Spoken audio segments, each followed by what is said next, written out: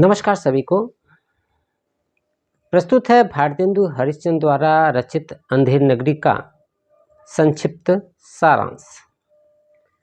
भारतेंदु हरिश्चंद्र द्वारा रचित अंधेर नगरी अत्यंत संक्षिप्त कलेवर का हास्य व्यंग से परिपूर्ण एक नाटक है, जिसमें सामाजिक और राजनीतिक परिवेश पर तीखे कटाक्ष किए गए हैं।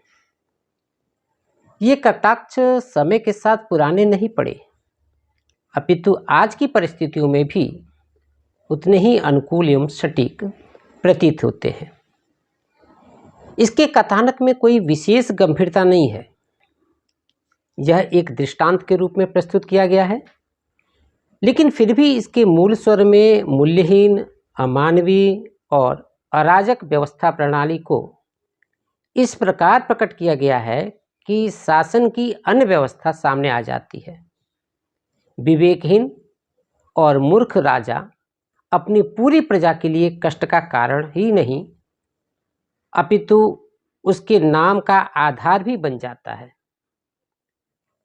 लेखक ने इस नाटक के आधार पर लोगों में चेतना जगानी चाहिए, अर्थात जन चेतना का निर्माण करना चाहा है।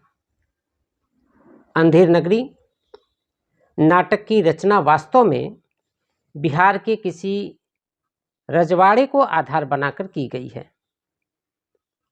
लेखक ने इसे एक ही रात में लिखकर पूरा कर दिया था।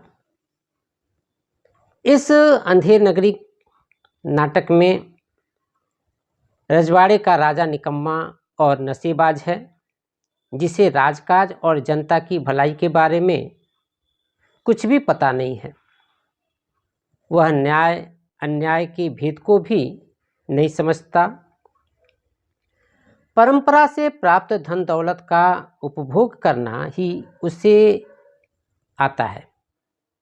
यह जनता का शोषण करता है और सबको अंधे की लकड़ी से हाँकने का प्रयत्न करता है। हरिश्चंद्र ने इस कहानी या यूँ कहें कि इस नाटक में जो चित्रण किया है उसे 6 अंगों में या 6 छोटे छोटे अंगों में विभाजित किया गया है। इसे गद्य पद्यात्मकता के मिश्रण से गति प्रदान की गई है। प्रस्तुत है इस नाटक का प्रथम अंक। अंधेर नगरी के पहले अंक में एक महंत जी अपने 2 चेलों के साथ राम भजन करते हुए नगर में प्रवेश करते हैं। उनके शिष्य गोवर्धन दास और नारायण दास हैं। वे भी अपने गुरु के साथ भजन गाने में स्वर मिला रहे हैं। नगर बहुत ही सुंदर है और यहाँ के लोग संपन्न प्रतीत होते हैं। महंत अपने दोनों शिष्यों को भीख प्राप्त करने के लिए नगर में भेजता है। गोवर्धन दास पश्चिम की ओर और नारायण दास पूर्व की ओर भिक्षा प्राप्त करने के लिए बढ़ते हैं। गोवर्धन दास महंत जी से आज्ञा भरे स्वर में कहता है कि वह बहुत सारा भीख प्राप्त करके लौटेगा, लेकिन महंत जी उसे समझाते हैं कि अधिक लालच नहीं करना चाहिए, क्योंकि लालच ही पाप का मूल है, लालच ही पाप की जड़ है और इससे यश और मान दोनों मिट जाते हैं। आदर सम्मान तो रहता नहीं है और लालची व्यक्ति को नरक के कष्ट प्राप्त करने पड़ते हैं। अंधेर नगरी के दूसरे अंक में लेखक ने बाजार का वर्णन किया है, जहाँ तरह तरह के माल बेचे जाते हैं। माल बेचने वाले अपने अपने ढंग से ग्राहकों को अपनी ओर आकृष्ट कर रहे हैं। कबाब वाला अपने द्वारा बनाए गए कबाबची की अतिशयोक्तिपूर्ण प्रशंसा करता है। मसालेदार भुने हुए चने बेचने वाला घासीराम गा गा कर अपने माल को बेचता है। उसकी झोली ही उसकी दुकान है। उसके माल को खरीदने वाले सभी वर्गों के लोग हैं। नारंगी बेचने वाली लोगों को अपने ढंग से माल बेचना चाहती है। यह नींबू, संतरा इत्यादि बेचती है। उसका माल टके से भाव का है।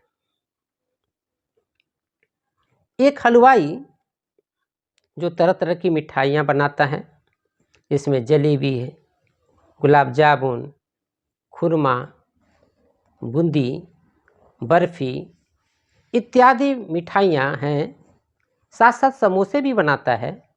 ये सारे सामान वह टके सेर के भाव से बेच रहा है। यह टके सेर खाजा बेचता है। कहने का तात्पर्य यह है कि उसकी हर मिठाई टके सेर भाव की है।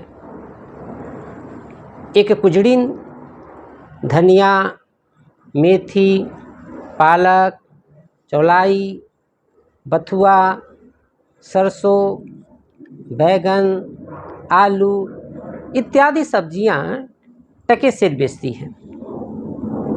एक मुगल अखरोट, पिस्ता, मुनक्का, किशमिश, आलू बुखारा, नाशपाती इत्यादि सभी सामान टके से बेचता है और यह मानता है कि भारतीय लोग दुबले पतले और कमज़ोर हैं, जबकि उसके देशवासी शक्तिशाली और सुदृढ़ हैं।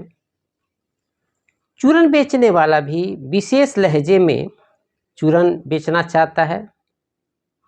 उसके चूरन का सब पर यानी कि प्रत्येक लोगों पे अनुकूल प्रभाव पड़ता है। वह व्यंग का सहारा लेकर कहता है कि उसके चूरन के प्रभाव से रिश्वत जल्दी पच जाती है। महाजन दूसरों का धन हजम कर जाते हैं। पुलिसकर्मी कानून को हजम कर जाते हैं और अंग्रेज तो सारे देश को ही हजम कर गए हैं। मछली बेचने वाली टके सेर मछली बेच रही है तो धर्म का ठेकेदार ब्राह्मण धर्म का ही टके सेर के भाव से व्यापार कर रहा है। एक बनिया भी अपना माल बेच रहा है। आटा, दाल, नमक, घी, मसाला इत्यादि सब सामान टके से बेच रहा है।